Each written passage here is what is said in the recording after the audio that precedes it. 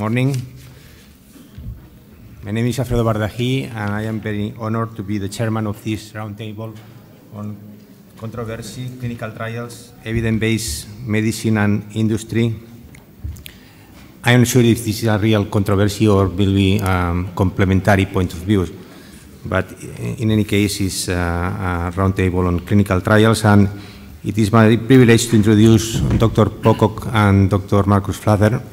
Dr. Pocock is Professor of Medical Statistics at Medical Statistics Unit in London School of Hygiene and Tropical Medicine in United Kingdom.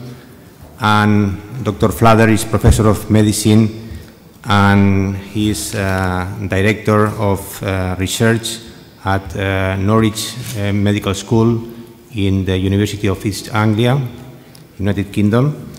Both are experts on statistics methods and the design of clinical trials and analysis and reporting data. And they have important collaborations in specific major trials on the cardiovascular diseases.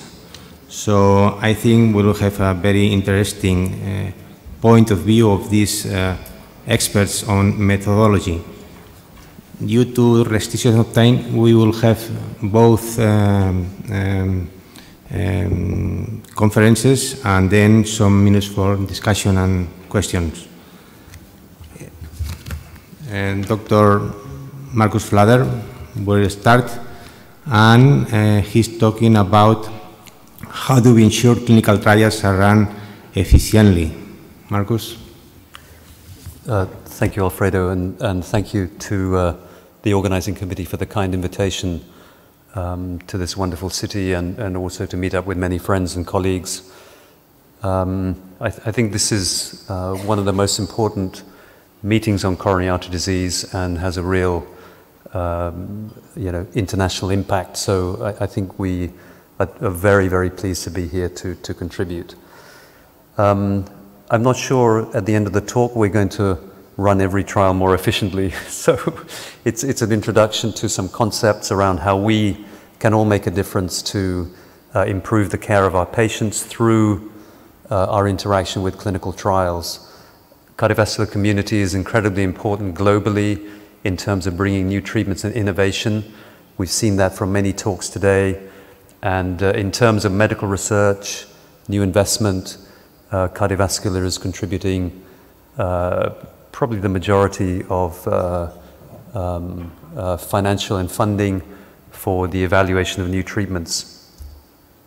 So I was working previously in London. Now I've moved to a smaller city, so I can explain where this city is. It's in the east of England with the red dot there. It's a medieval city.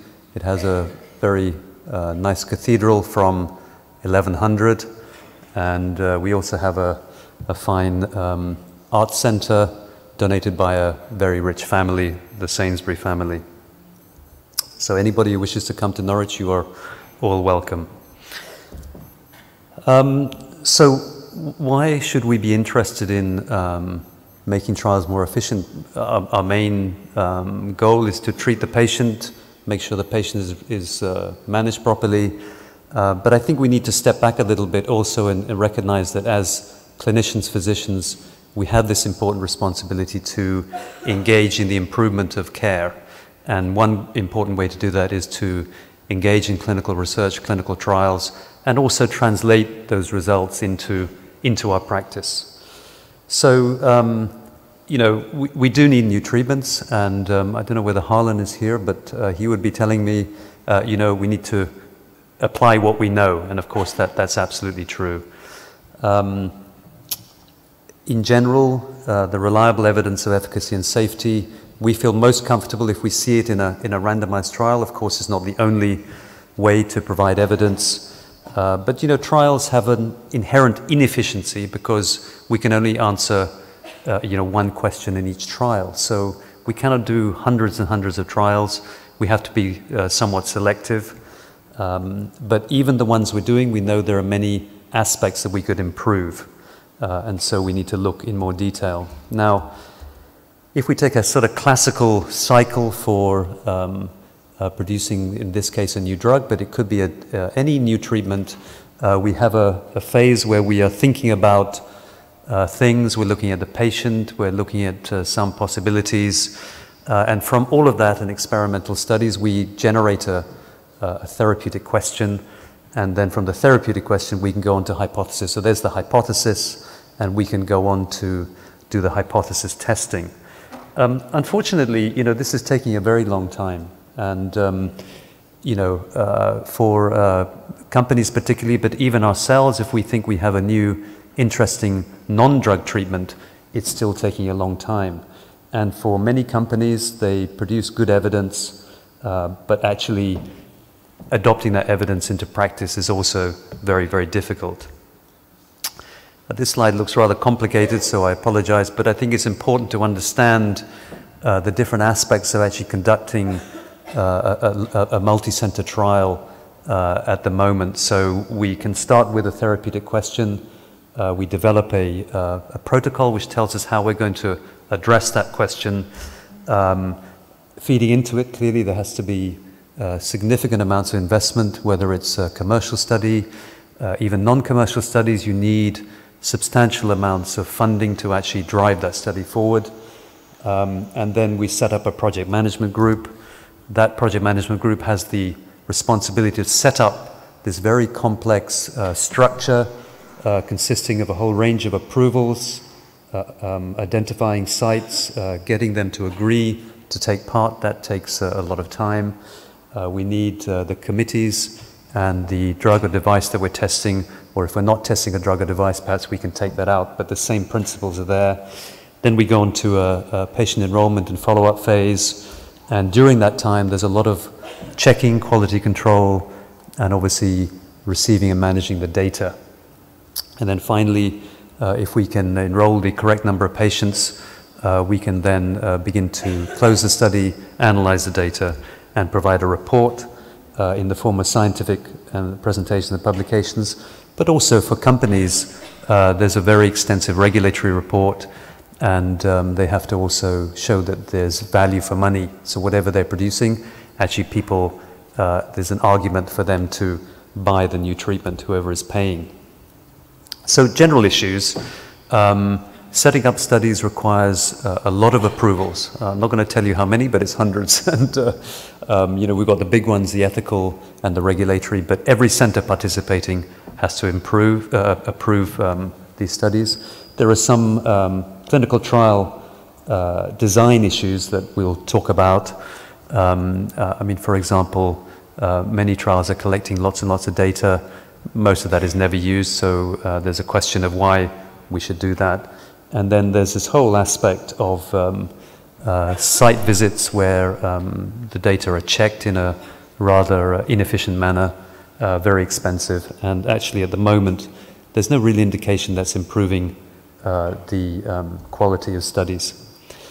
So if we look sort of from a macro level at what's happening with the regulatory environment, commercial companies that are developing new drugs or devices have a consultation phase with the regulator. Sometimes that can be one-sided. Doesn't appear to be any independent arbitration. Following a study, regulators frequently reanalyze data sets. We've seen in many cases that can lead to lots and lots of subgroup analysis. Those can be misleading. And at the moment, we've got a risk-averse regulatory environment, which perhaps is not helping our patients in terms of bringing new treatments, and the cost and complexity sometimes is driven by the regulator. So interestingly, 2 studies just published in the last couple of years looking at the function of the regulators, so the Food and Drug Administration in the US, the EMA here in Europe, Health Canada, and from the time of submission to receiving the opinion of the regulator is approximately getting on for 1 year, and then receiving the opinion to approval, 440 days median. Now, if I was a company with an important compound and I wanted to get it to the market, I'm thinking this is a very, very long time. So I think that's one issue we should be concerned with. And of course, for our patients, if it's a new treatment, could be very cost effective. It's a long time to wait. Several academic groups are involved in this initiative called the Sensible Guidelines Group. 3 large academic organizations from Oxford, Hamilton, Canada, and Duke University in Durham. They are mainly focusing on the regulatory environment. They're saying, look, this is too complicated, we need to do something about it. So they are actually engaging at a government and macro level to try and challenge some of the activities. So we have in Europe, I think as many of you know, the European Clinical Trials Directive. It was supposed to improve the quality of trials. There's no evidence that's the case, but what is clear is that the number of trials and activity and approvals is declining. Now, whether that's related to the EU Trials Directive or some other factors, we're not entirely sure. So sensible guidelines are focusing on these aspects, predominantly due to the regulatory. They're saying the approval is costly, complex. The ICH GCP, this is the formal regulatory framework that's accepted internationally, really is somewhat inefficient in increasing costs, monitoring, safety reporting, and the requirements for consent are also too cumbersome. So they're basically challenging many of the commonly held beliefs. I apologize about this slide, but this is looking at some of the large cardiovascular trials that were reported during 2011. There are actually 9 trials here, and we can see that on the right-hand side, the status of the trials in terms of the regulatory submission or application. So we can see several trials there was no application because the clinical trial was not showing any evidence of benefit. So I think that's clear. But of course, if we're spending all this money, if we look at this top one, 26,000 patients, you can imagine the cost of that trial. If it's leading to a study which is not showing evidence of benefit, that money is essentially wasted. We could be using it for another purpose. But of these 9 trials, 3 have approved an indication for a treatment.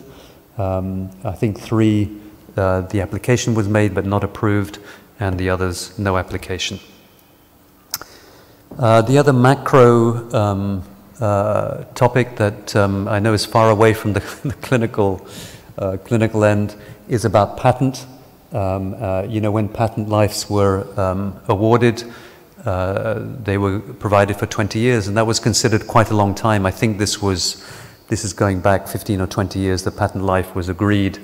But I think now with the complexity of drug and device development, we are taking 10, 15 years, maybe longer, to actually show clinical evidence. Then there's only 3 or 4 years left to actually market the drug and recoup the cost. And then people are complaining, oh, the cost of that drug or device is very, very high. But if you consider the background, then we can see why companies then have to market the drugs, apparently very, very expensive. And in the UK, I don't know about here, there's a new treatment for breast cancer. It's marketed at £90,000, so maybe 100,000 euros per year. And people are saying that's the NICE, which is recommending the reimbursement, is saying that is too expensive. So we're reaching the point where we have evidence of benefit, but basically the treatments are becoming too costly. So let's look at the costs of clinical trials then. This is, again, a study by Eisenstein and others. They asked experts to cost 2 clinical trial case scenarios. They gave them some information, the protocol, and the number of sites, the number of patients, and they said, how much do you think this trial is going to cost? So the trial in acute coronary syndrome of 17,000 patients, they thought was going to cost something around $83 million. This is going back a little bit, so currently maybe even more. And the heart failure trial over a longer period, $140 million. And the estimated cost of a patient now in a phase 3 trial, according to a market analysis, is something like $50,000. So we are talking about a very serious business in terms of the risk that companies have to take to bring new drugs to the clinical scenario. And in contrast to, for example, the computing industry or Microsoft, where we see increased efficiency over time, here the cost of bringing a new drug to the market, we're seeing actually that for every $1 billion spent, we are bringing far fewer drugs to the market. And this is a logarithmic scale, it's not a linear scale. So previously there was, for every $1 billion, we could bring 30 or 40 drugs. Now perhaps it's 1 or 2. So it's becoming a very challenging scenario. So having seen all of those problems, how might we make it better? So several things we can do relatively simply, actually at no cost to any of us or to the companies. We can introduce systems changes, mainly at a national level, but also we can consider throughout Europe in terms of international. We can have single national ethical approvals. This is the case in some countries, standardized costs and contracts, and standard institutional approvals. I think this is a challenge at the moment. The protocols, so people designing the trials can make them much simpler, and that immediately reduces the cost and also helps to improve enrollment, recruitment, and we can standardize several systems for quality assurance. At the moment, we think they're far too cumbersome. All of this does not cost anything. It's a question of changing some of our processes. If there's too many exclusions in a trial, then you get the situation where perhaps nobody even was randomized. And then people are suggesting some technical solutions. For example, in terms of data management, there are several systems now being developed that are completely free. They're on an open source platform. Perhaps we can use smarter methods to identify patients who might respond to treatments. Statistical methods for adaptive trials. Stuart might want to comment on that later. This is where the trial design actually changes in a pre-specified manner throughout the trial to allow it to be more efficient. And we talked about the monitoring, oversight, and quality assurance, which could be adapted to the risk of that trial. So if it's a low-risk trial, why do we need lots of monitoring and safety reporting? And also summarized in an article actually that we wrote together, Stuart, myself, and others, Dr. Alonso Garcia, we wrote an article that summarizes a number of those comments. So at the moment we've got this relationship between industry and the regulator.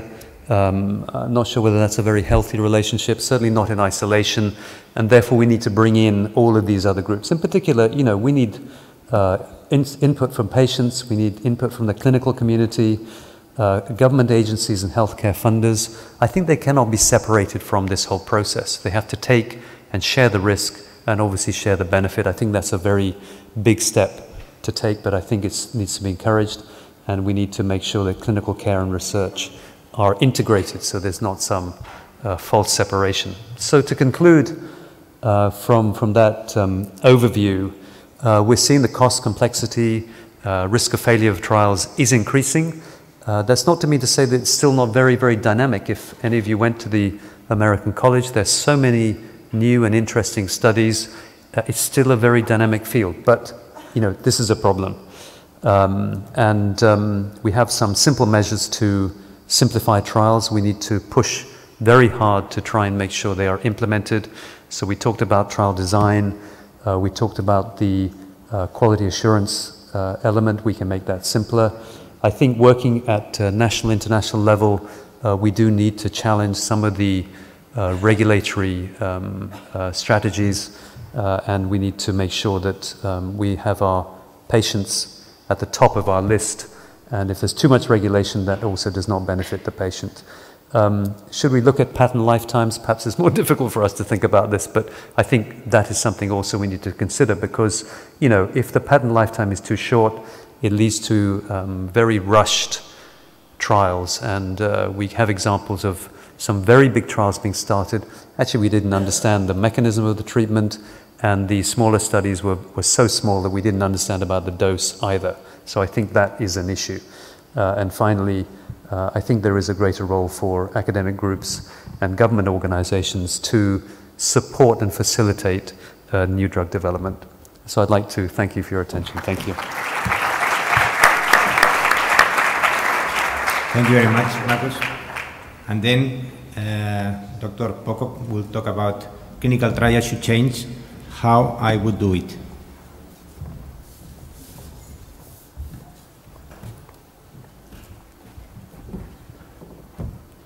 Thank you very much, Mr. Chairman. What an impossible title is my opening remark. And my friend Borja Ibanez has very much appreciates the invitation to be here, except for the title. But I'll do what I can to make my way through the topic. This is my key slide. You'll also see it at the end in terms of summarizing what I think matters. What are society's needs from clinical trials? What we need are trials that are of importance to public health. And therefore, we continually have to balance the pressures or interests of industry sponsorship and the actual benefits of patients. And we juggle with that all the time. Key is asking the right question in any clinical trial. Which treatments are we concerned with? Which patients? And which outcomes, and which control treatments is often important. I asked someone in industry, high in industry recently, what's their key issue? And they said, it's getting the dose right, and how often they go wrong on dose and wish they could do better. Delivering unbiased answers, that's where methodologists like me come in to make quality trials in terms of randomization, blinding, complete follow-up, so that we are getting reliable answers out of trials. Linking to what Marcus had to say is to make trials efficient and avoiding excess bureaucracy, and that's a key issue as to how we can cut costs and get to the answers more directly. And also key for society's concerns is to make trials ethically conducted, and the important role of data monitoring committees is ensuring that the ethics of trials, patients are not being compromised while a trial is taking place, and when to stop a trial in the face of substantial evidence of efficacy or harm. To make trials conclusive and representative is key, so we want large trials. What do you expect a statistician like me to say? The bigger the better. But we also want trials to be representative of the real-world needs, so we want pragmatic real-world trials of questions that really matter. On the quality of reporting of trials, we want trial publications that tell the whole story, balancing efficacy and safety. And I think we often fall short of that. I've had a regulatory statistician say he doesn't bother with the medical journals because they don't tell the truth. It only comes with the completeness of the reports to the regulator. And we could do better in making trial reports truly representative of what's happening. Another interesting issue is personalized medicine. It doesn't feature on my talk because I think it's a lovely name, largely in cardiology going nowhere, I suspect, but I thought I should mention it in my talk at least. And then what matters is that trial evidence leads to appropriate guidelines, leads to best patient care. And then we need totality of evidence to be emphasized. We need good quality systematic reviews or meta-analyses, and we need to ensure trials actually impact on routine practice, and I suspect we need to do better there.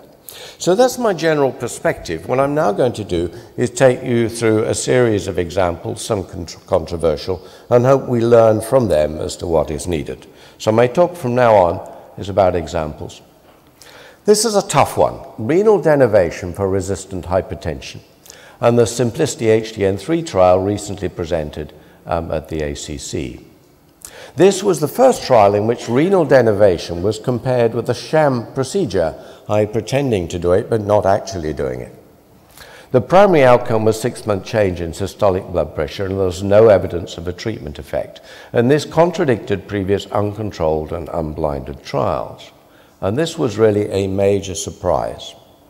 Here you see the impact on blood pressure of renal denervation, and here you see the impact of blood pressure of pretending to do it but not actually doing it. Can you spot the difference? Well, it's pretty tiny. And the difference is 2 millimeters, not significant with a wide confidence interval. And so you see where we stand on the current, what many would think was the best trial of renal denervation. So let's look at the perspective of how we got to this. Simplicity 1 was an uncontrolled trial. Should the Lancet take uncontrolled trials? That's highly questionable, but they did. And 45 patients received renal denervation, and there was a mean systolic fall of 27 millimeters. Simplicity 2 was a randomized but unblinded trial. Everybody knew who was getting it and who wasn't. 50 patients per group, a fall of 32 millimeters systolic in the renal denervation arm, nothing happening in the control. And then comes along Simplicity 3 to completely change the game. Versus a sham procedure, we have no substantial difference going on. Now, what are the explanations? There's the explanation that if you intend to do something but don't actually do it, there's a powerful placebo effect. Is there something about patient selection? Is it something about the ongoing drug therapy was different in the sham procedure arm, so these were being brought down by drugs? Not much indication of that. Was it done by inexperienced investigators? Is this particular form of renal denervation, the Simplicity device, not that effective? We don't know, and there's a battle going on, largely a battle without evidence, suggesting on the one hand, people like me saying, thank goodness we did Simplicity 3, and others saying, we don't like sham procedures, it really does work. So how did we get to this state of a procedure being allowed to be used so extensively? Trials of medical devices in Europe need a CE mark for the device to be marketed in Europe. Typically, this does not require a randomized trial. That's awful, frankly. Uncontrolled studies will get you there. And the procedure is via notified bodies which report to a country-specific regulatory agency, and it's all very loose and not as scientific as it should be. So stents, TAVIs, renal denervation were readily approved in Europe at a much faster rate than was required in the FDA through their devices agency, the CDRH, who require properly conducted randomized trials. So where are we on devices? We have speed in Europe versus thoroughness in the US. Speed is okay if all goes well. Well, if a device works, of course, fine, you don't need any evidence, just do it. But to establish, you don't know that when you begin, and it's necessary to establish efficacy and safety. And so my first claim on trials, if we need to get them to happen for European patients, is the need for radical improvement in Europe. So that's the device realm. I now want to talk more about the drugs world. Non-inferiority trials are quite common, where if you've got a new drug and you want to get it on the market, you need to show it's perhaps only as good as an active control, making claims that the new drug actually has a better safety profile. And this is becoming increasingly common. But regulators are genuinely rather wary of this approach and still like to see placebo-controlled trials if they can get them. What I'm going to talk about is bivalirudin and how that got onto the market and to be so widely used.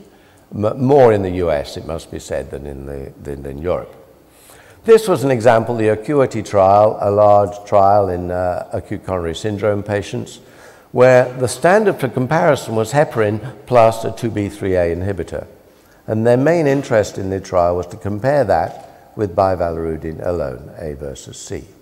And they set about the trial as a non-inferiority comparison of short-term ischemic events. So they're looking at 30-day composite ischemia, death, MI, or revascularization. And they wanted to rule out a 25% excess of events on bivalirudin alone versus the comparator. And they did this with the intention of showing that bivalirudin was superior on major bleeding. And so the trial was done, and the results were as follows. Acuity showed that the combined comparator had slightly fewer ischemic events, but when you looked at the relative risk and its confidence interval, the confidence interval just crept under the margin of 1.25, and hence they felt able to claim non-inferiority for bivalirudin alone. And the excitement in this was that there was a major reduction in bleeding. But how did they get a major reduction in bleeding versus heparin? By making sure that heparin always got on top the 2B3A inhibitor. So it's not a direct comparison as whether bivalirudin is better than heparin. It was equally efficacious relative to what it was being compared with. The controversy at the ACC recently was the HEAT PPCI trial, which was antithrombotic therapy with selective use of 2B3A inhibitor. So it's now heparin versus bivalirudin with equal use as needed of the 2B3A inhibitor. So a more fair comparison of heparin versus bivalirudin. And the results for efficacy go in a harmful direction for bivalirudin. You have more MACE events. This is made up of slightly more deaths, strokes, substantially more reinfarctions, and target lesion revascularization. So a significant result the wrong way, and it's especially noted for stent thrombosis. There was an excess on bivalirudin. And the major bleeding, which was the claim of extra safety of bivalirudin, when it's done without unfair comparison with 2B3A inhibitor, you end up with no difference on major bleeding. So it appears on this evidence that heparin is more efficacious and equally safe. So this is rather an important trial. It's much criticized. It's a single center trial. Or just about every patient in that center in Liverpool was randomized. This is where we need to compare the investigator-initiated trial with the industry-sponsored trials. And industry-sponsored trials carefully chose the comparator that should be used. And therefore, I think this is a rather important trial in reflecting what future practice needs. This is the Kaplan-Meier plot showing for the primary endpoint how much inferior bivalirudin seemed to be. So an interesting experience worthy of further debate. A perspective on industry sponsorship and where we're going in trials is Demetz and Califf wrote an article in which they said, where have the academics gone? So we need, their main conclusion is we need a better balance between commercial interest and public health, and that is critically needed. Many key trials that we'd like to see happen of drugs have no commercial value, and therefore they tend not to happen. Public funding is insufficient and difficult to get. So it's difficult to make sure that the trials we do in this world match well to what is really needed by society. I think currently old drugs have need for new trials. For instance, intravenous, I'm going to talk about trials of beta blockers that may or may not happen. The intravenous metoprolol before reperfusion in STEMI, there were many other beta blocker trials before in STEMI patients, but not before current reperfusion primary PCI practice. The Metacard trial was a pilot trial which showed that intravenous metoprolol immediately upon entry to the cardiac center, infarct size was reduced and left ventricular ejection fraction was raised. But there's need for a larger, longer-term double-blind placebo-controlled trial to assess the effect on clinical events of this procedure, this quick use of metoprolol. Will it happen? Beta blockers in non-cardiac surgery face a controversy. 2 past key trials were declared invalid. The principal investigator was found not to be doing rather inappropriate practices in his trial conduct. So those trials have been declared to be removed from the evidence, but they were substantial in the previous European Society guidance. You could perhaps use the word scandal in what's gone on here. And current evidence is therefore inconclusive. Meta-analyses of residual trials are not very promising. The POISE trial of metoprolol suggested an excess mortality, but there's doubts that that particular use of metoprolol was appropriate in such patients with non-cardiac surgery. So what we need is a new large placebo-controlled trial in high-risk non-cardiac surgery patients. And we have to choose which beta blocker, perhaps atenolol, when to give it, which patients, what's the primary outcome over what period and how many patients. But key, we can solve all that, but how are we going to get this trial funded? And it's important for a very standard practice, a very old type of drug. Another thing about beta blockers in chronic cardiovascular disease patients is when do you stop them?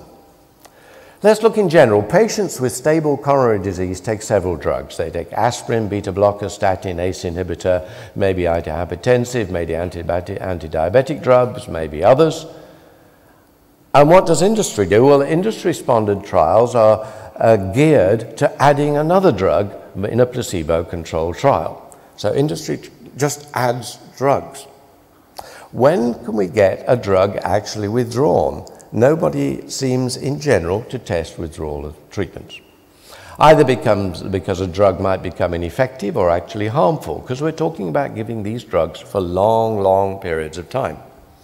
So a possibility would be to take beta blockers and say, pick a patient group. You might pick patients who've had PCI and are now there for stable coronary heart disease, and they're already on a beta blocker. A post-procedure follow-up visit, you could randomize them to withdrawal or continuation of beta blocker. Primary endpoint would be death, MI, or heart failure perhaps over 1 year, and it could be a large, simple trial. How are we going to get it funded? This is an important question, trials of withdrawal of drugs. Another withdrawal issue is how long do you need dual antiplatelet therapy after PCI? There are many trials looking at this question for varying periods of time. The largest one is the DAPT trial, but we now think it perhaps is asking the wrong question, because it's 1 year versus 2.5 years, and perhaps we're more interested in whether the drugs could be given for shorter periods of trial, such as 6 months or 3 months. Many of these trials are still ongoing. I'm going to just present the results of the optimized trial, the 3 months versus 12 months dual antiplatelet. And we're mostly talking in here about trials of drug-eluting stents, and the dual antiplatelet is aspirin plus clopidogrel. So let's look at the optimized trial. 3 months versus 12 months dual antiplatelet. So patients were randomized to different durations. The primary endpoint was net adverse clinical and cerebral events, which is somewhat controversial because it includes cardiovascular events, death, MI, and stroke, and also the side effect, major bleeding at 1 year. And do we like that combination when studying the trial? It's debatable. But NACE at 1 year showed no difference, and with a non-inferiority margin of 2.7%, they were able to claim that 3 months is as good as 12 months dual antiplatelet in this particular patient group. The fact that these events include the first 3 months is debatable, so it's perhaps better to look at events between 3 months and 1 year when you might actually stand a chance of spotting a difference if it was there. The trouble is NACE is such a mixed bag of endpoints, and the real question is, does stopping early increase risk of stent thrombosis, and does continuing increase the risk of major bleeding? And these are the real questions, but you've only got 4 versus 1 in one direction and 3 versus 6 in the other direction. So the trade-off between the small risk of a stent thrombosis and the small benefit of less bleeding is these numbers are a bit too small to answer the question. So the trial is good in its conduct, but its 3,000 patients may not quite be enough to answer the question we really want to know about. How does this work out in trials to guidelines to practice? How well is this working? Well, for DAPT duration, perhaps one size doesn't fit all. So the bleeding versus CV risk may vary from patient to patient. Patients who are acute versus stable disease may be different. Drug-eluting stent versus bare metal stent, the difference, and maybe diabetics are different. But overall, if you want a quick global summary, you're inclined to say that in general, trial evidence suggests that 12 months may well be sufficient, and the current European and US guidelines tend to support this. But what's actually going on out there in the real world? Well, the EPICOR is a real-world registry. Hector Bueno here is the principal investigator. And this is a registry of patients discharged after an acute coronary syndrome hospitalization. It's a very widespread registry across 4 regions, covering the whole of Europe plus Latin America, across 20 countries. And at discharge, we had 9,000 patients or so discharged on DAPT. 21 months later, we find that 64% of them are still on dual antiplatelet therapy. So it seems what's going on out there in the real world, and this is a current registry, is that there's much higher rate of use of DAPT than trials or guidelines would justify. So a key question is here, how do we get the trial evidence to penetrate to actual clinical practice? And there's a problem. Now, I'd like to talk about safety problems and how they are often handled rather badly. We need to have a more sensible handling of drug safety issues. Have a rough title, Scare Story, Politics and the Media. And the example that I and others went through was Avandia, rosiglitazone, and the proposed increase in risk in myocardial infarction. What we tend to have in drug safety issues is companies are understandably, not necessarily appropriately, but we understand why they would be defensive on a drug safety issues. And then you have activists who are out to get the companies and out to get the drug disappearing. And so what we tend to lack is objective evidence in the middle, because it tends to be protagonists fighting it out and the real scientific evidence tends to get lost. And how can we get towards objective, unbiased evidence? Well, with Avandia and myocardial infarction, it was a long, long haul. The activist Steve Nissen produced a meta-analysis proposing a slight, marginally significant increase in myocardial infarction on Avandia. The subsequent trial record did not show that, and so it took a whole several-year cycle to the FDA conclude that there is no evidence that Avandia increases the risk of myocardial infarction. The whole practice completely missed the point, because Avandia does increase the risk of heart failure, an entirely different matter, and increases the risk of bone fractures and causes gain in weight.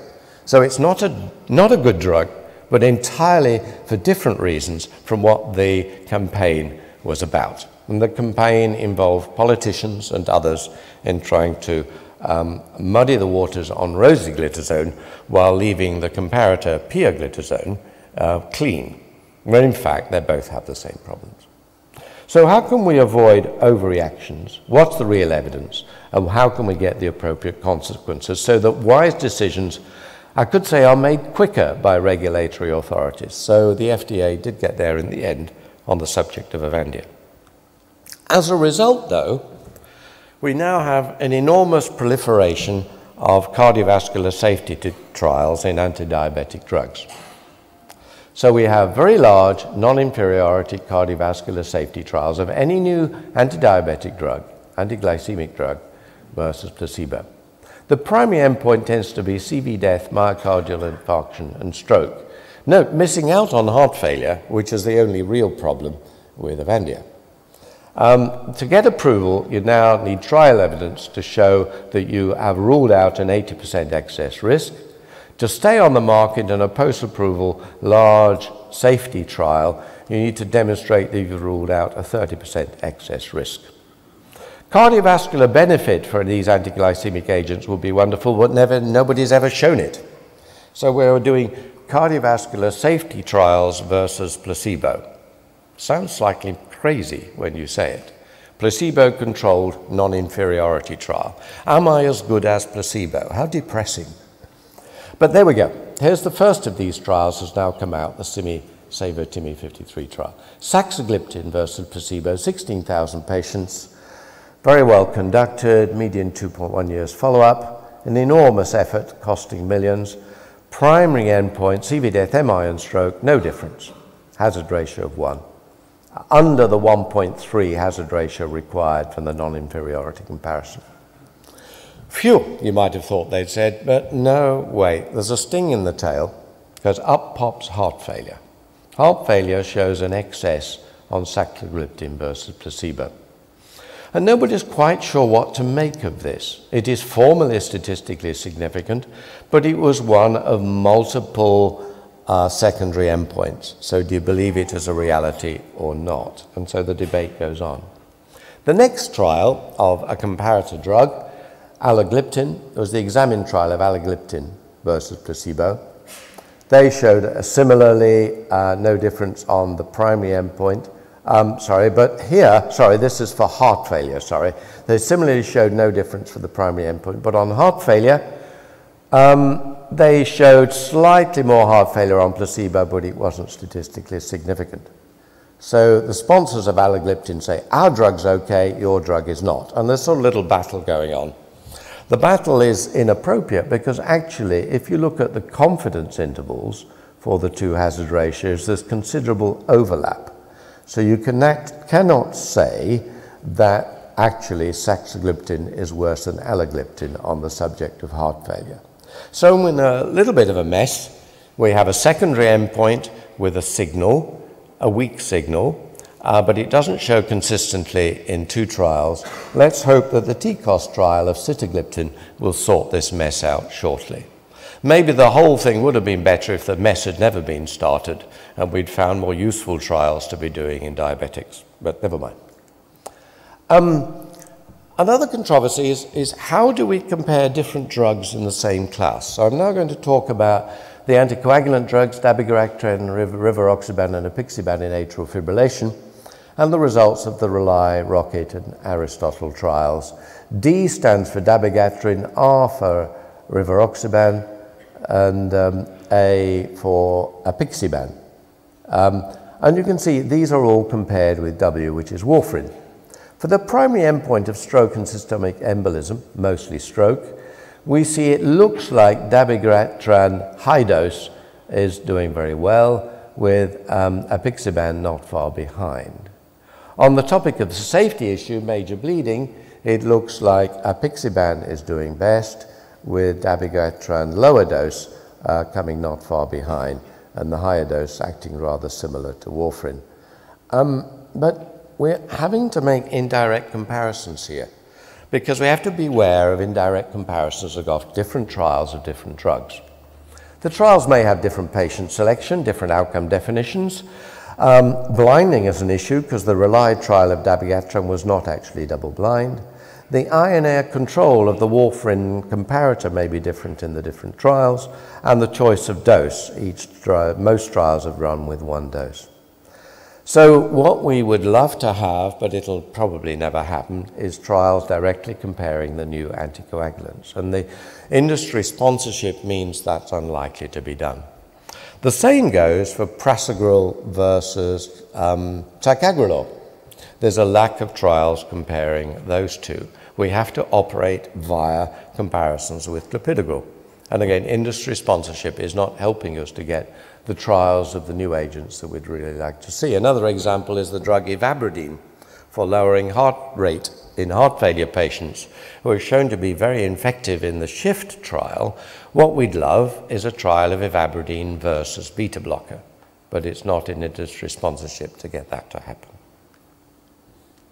Now I'd like to talk about strategic trials. The PREMI trial is a trial of preventive angioplasty and myocardial infarction. Do you just treat the culprit lesion when you're doing your primary PCI, or should you at the same time treat other narrowed arteries as well?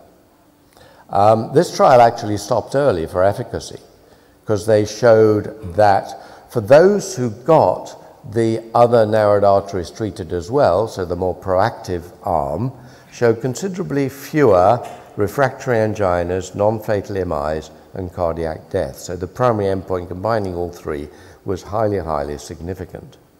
It was a trial done in 1 country only, the UK. Nothing against my own country, but is the rest of the world ready to believe it?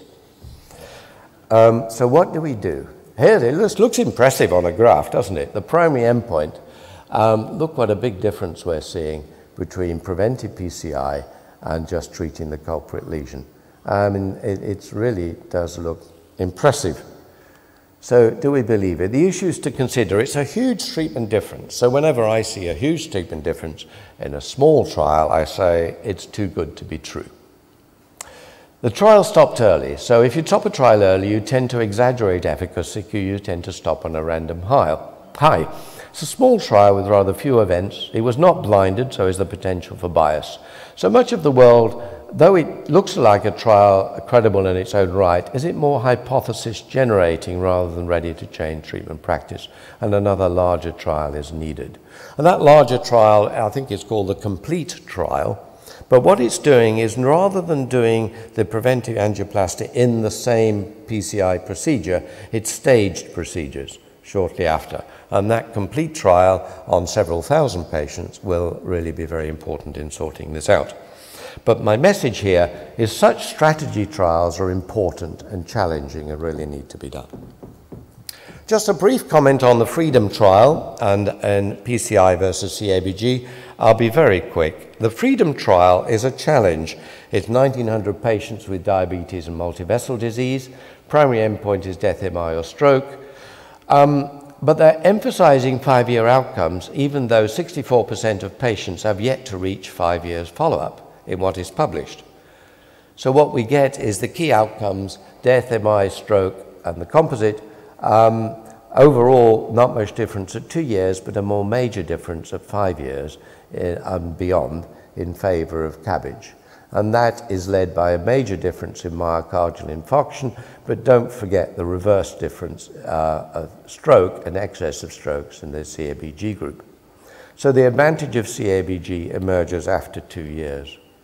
But we really want to know about mortality, and we struggle to get it out of the pragmatic randomized trials of PCI versus CABG. It's an interesting example here because we see that there's a gradual emergence of a difference for all-cause mortality. But isn't it interesting, the p-value is 0.049. Some cheer at that point, say, we made it. But we don't really know about 5 years yet, because remember, less than a third of patients have actually been followed to 5 years. So the FREEDOM trial, the verdict is out as to what's going to come. The trouble is, randomized trials of PCI versus CABG are never easy to do. They're never big enough. And are they representative as well? So there's been a lot of interest in comparative effectiveness registries instead. And this is another one done by Hlacke et al. It's Medicare beneficiaries over age 65. We're looking at multivessel PCI versus CABG. The wonderful thing about registries is they're big, or they can be. 105,000 propensity score matched PCI CABG patients. You could only dream of those numbers in a trial. You'll never get them. The strongest predictors of receiving CABG rather than PCI are listed there. I'll go on to all-cause mortality. They showed it's rather similar, 28% on PCI, 25.9% on CABG. But given the fantastic numbers, the similarity is nevertheless an 8% risk reduction, which is very highly significant.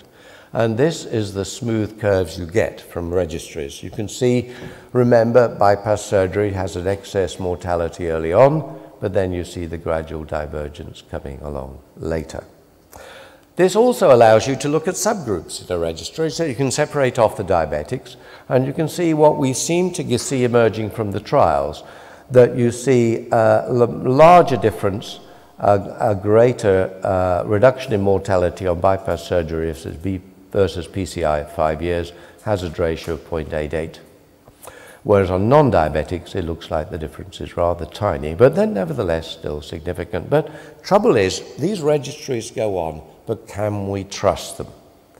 Treatment selection bias is not necessarily captured by the adjustment for the known confounders in registries.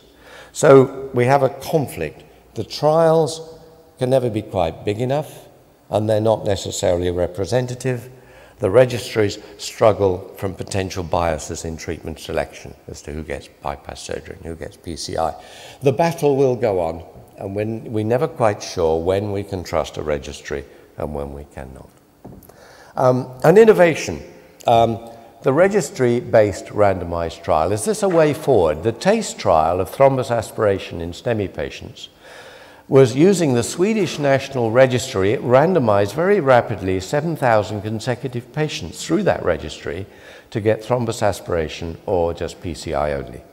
And they showed no significant benefit for mortality or the 30-day clinical outcomes for thrombus aspiration.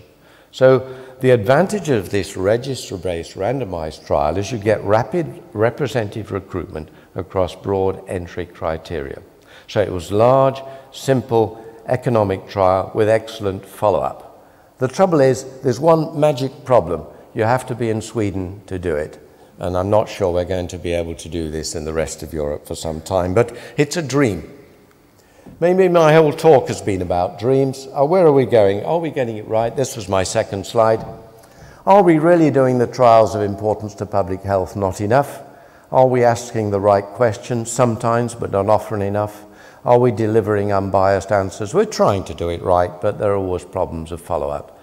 Are we efficient enough? Nowhere near. Are we ethical enough? All trial DMCs try to do their best.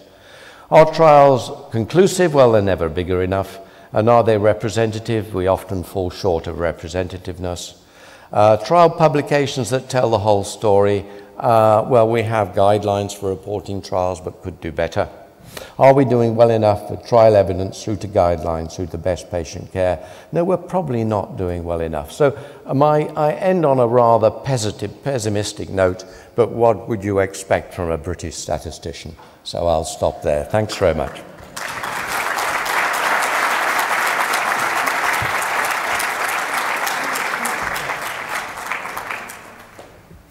Well, is any question coming from the audience? Hector?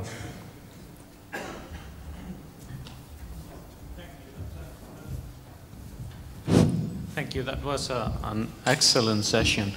So I wanted to ask two questions. One is the issue of the partnership between the physicians and the industry. I mean, obviously, the physicians ask the right questions, and the industry tries to get their product in the market as wider as possible. My question is that, but in general, the industry, particularly for the newer agents, they try to, and you showed some examples of these designs, which are a little bit focused to try to get the drug with the best shape and the wider perspective. Is there any way in which this can be forced, because they will always find a physician or a leader that actually will ask the question in the way they really are interested in get the results? So I'm not sure whether there's any way of forcing to have the real meaningful questions in the trials. I'm not sure whether I'm actually dreaming. The second question is about the role of registries. I mean, there's no way of getting all the picture from clinical trials. Most of the patients enrolled in clinical trials do not represent the majority of patients that we see in clinical life, all the patients, sicker patients, and so we need them. But there's these issues of representativity and the problem with the bias that you just mentioned between the causality and the association. So what are the real role of registries in combinations with randomized trials, and we can link both? Right, to comment on the first one, I think it's obviously a difficult challenge to get trials to match with what the real question should be. I think we could say the regulators have a very important role. So could the regulators, for instance, have picked up earlier on the bivalirudin question? Because I think we now must commend industry for doing good trials once they get down to, once you've solved what the question is, the delivery of the trials is often of high quality. But the question is it answering the right question? And that's often, I think, back to the regulators, perhaps to all of us as a community of challenging what the question should be. But we live in a capitalist society, and therefore we can pick away at this, but we have chosen the society we're in. Well, that's not quite true. We got landed with the society we're in, but I think regulatory influence is terribly important at the design stage. Stuart, I think that was actually the best talk I've heard from any statistician, British or otherwise. I thought it was terrific. But I have two questions that I'd like you to comment on, you or Marcus or anybody. I think people out there really do not understand the difference between registries and trials. When the Courage trial was presented, and the results of the Courage trial really conflicted with what many people thought the outcomes would be, and that was that PCI and medical therapy were equal. The trial was so heavily criticized because only about 8 or 10% of all patients who underwent angiography were randomized. That's not a criticism of the trial. It's just to go into a trial, you have to have equipoise. You ethically have to feel that you could treat the patient one way or another. And I see this time and time again where the trials are criticized because they're selective. And then the argument is made, well, believe the registry, but the registry has, as you pointed out, selection bias. And I think people just don't really understand the differences, at least in the way I see data presented. But I wondered if you would comment specifically on the recent bivalirudin trials presented at ACC. The HEAT trial was bitterly criticized because of their method of randomization, and that was, the approach taken was, the hospital in Liverpool, I think it was, had on the formulary both bivalirudin and heparin. So they randomized the patients on admission to the emergency room and consented them 24 hours later. So a number of people got up and said this is flat out unethical, and others made a good case for it, because they pointed out that in the emergency room, when you first sign consent, most people are not even aware of it the next day, that they had to sign that paper. I'd like to hear your views on that, because I did feel that the person who presented it was very unfairly attacked, actually, at that meeting. Firstly, let me say I don't think it detracts any way from what the results of the trial are. So I think we need to separate results and their validity to be challenged on other grounds, like was the right dose of bivalirudin given is one issue that's been raised. But if you gave higher doses of bivalirudin, it would take it away from cost effectiveness, because it would put the costs up. From the ethical question. The ethical question, my mentor, Marvin Zeller, decades ago, introduced the concept of the randomized consent design. I think it was even published in the New England Journal decades ago. And that randomized consent design was you randomized, and then you seek consent after they've been randomized. And that's kind of what this is, except you're seeking it when they're fit to give the consent. I personally have no trouble with it. I think you have to be, but I'm a statistician, I'm not there in the coronary care unit, so I don't see what can and can't be done. But I think it can be a rather naive, pseudo-ethical debate to think that the sort of consent is what would be achieved otherwise is a real consent. So it's a rather artificial consent versus the reality of what I think they call delayed consent. So I personally am comfortable with what was done. Just a brief comment following up from Stuart's.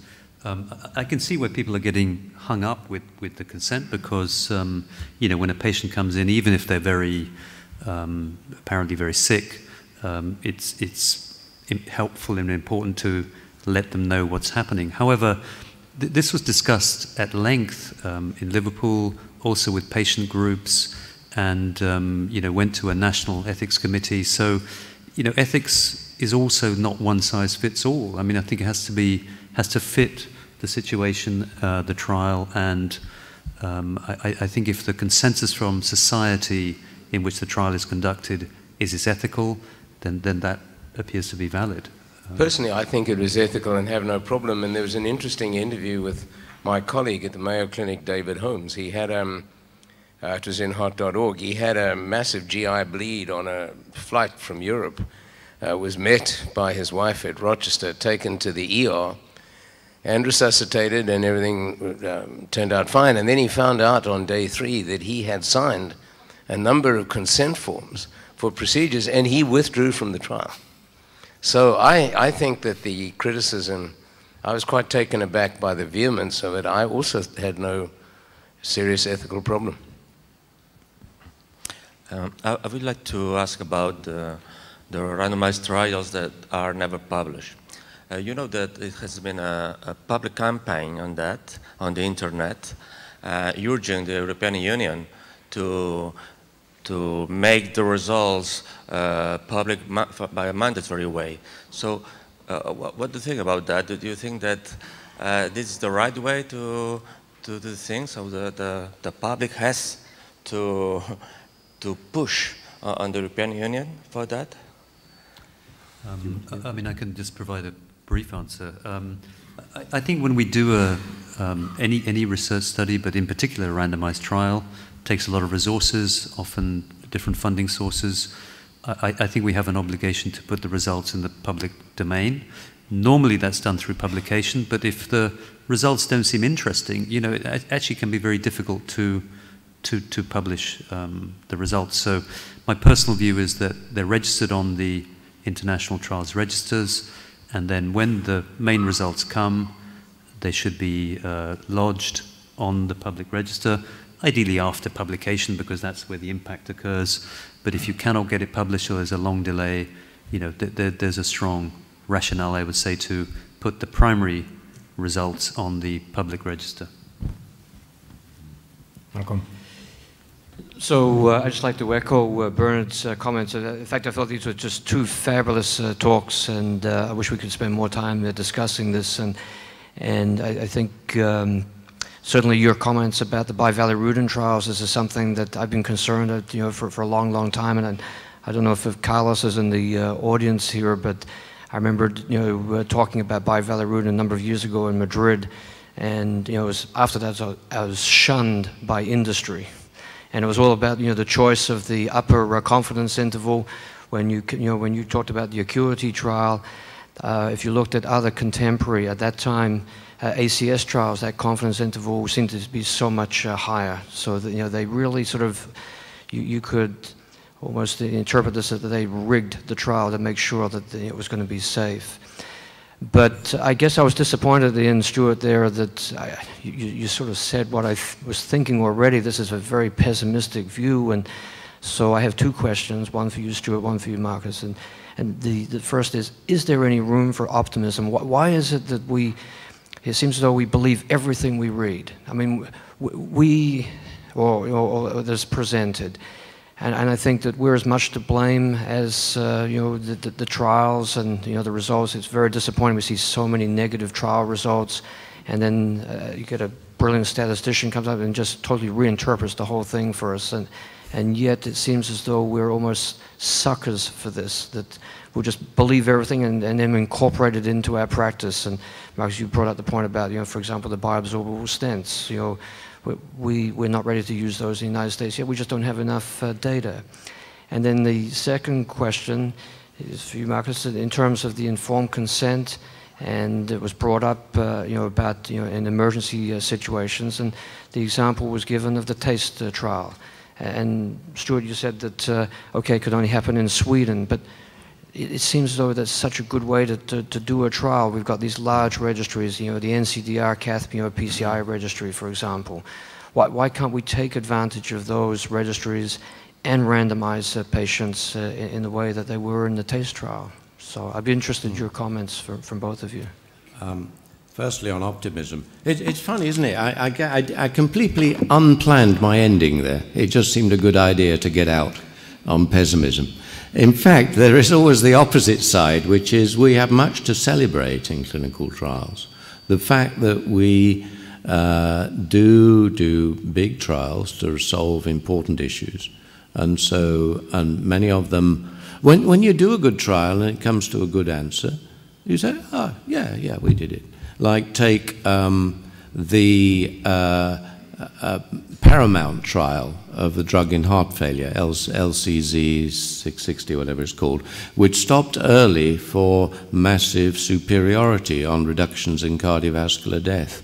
So an industry-sponsored trial against an appropriate comparator in Alapril. And so we do have a lot to celebrate in trials, so I'm sorry if I ended up more pessimistic than was truly warranted. Yeah, I'd just like to reflect what Stuart says. I mean, the cardiovascular community is so dynamic. I mean, you know, we have the luxury of talking about, you know, hundreds of large randomized trials. I mean, that's tremendous, and I think it just shows the energy, the vitality, the innovation. I guess what we're saying is let's use that energy perhaps a little bit more efficiently, directed to where we think, and coming back to Hector's point, you know, we don't want the industry to be pushing through the drugs. We want us to be pulling them through. So we identify the unmet need, and we go national, international level and talk to you know, healthcare funders and government agencies and industry about how we're going to address the unmet needs for our patients, which will involve obviously drug development, but so many other things we could be doing better. Well, thank you. I think it too. So the consent, you know, I think consent is all about a relationship between us and our patients primarily. So if patients are buying into novel consent processes and understanding that a 25-page information sheet is probably, you know, we can't go through the whole thing in an emergency situation. Personally, I think it's joining with our patients to move that process forward because that can actually make trials more efficient. Well, thank you. I think it was a terrific session, but I think we need some coffee. So this is, we have to finish and come back in 20 minutes. Thank you.